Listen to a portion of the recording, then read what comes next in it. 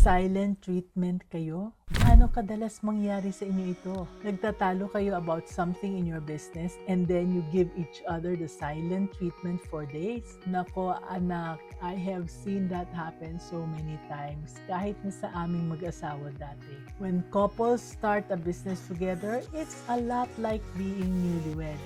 Everything feels exciting, smooth, and perfect. When you are in sync, you complement each other and it seems like nothing can go wrong. Tulad ni Ed at saka ni Jessie, for example. Jessie is a pharmacist and Ed helps manage orders and customers.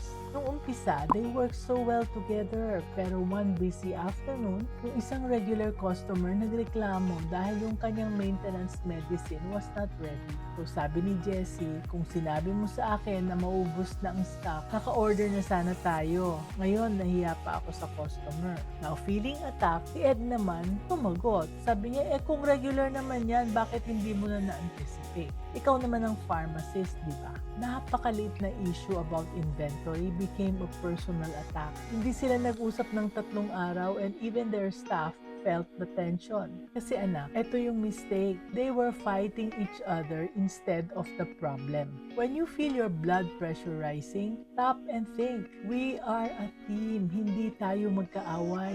Take a deep breath and ask, are we solving this or are we just proving kung sino ang tama? Anak, eto ang lesson.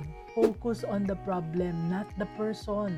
Kasi pag nag-away kayo, lahat nahihirapan. Ang staff, ang customers, pati kayo. Pero pag team kayo, everything flows.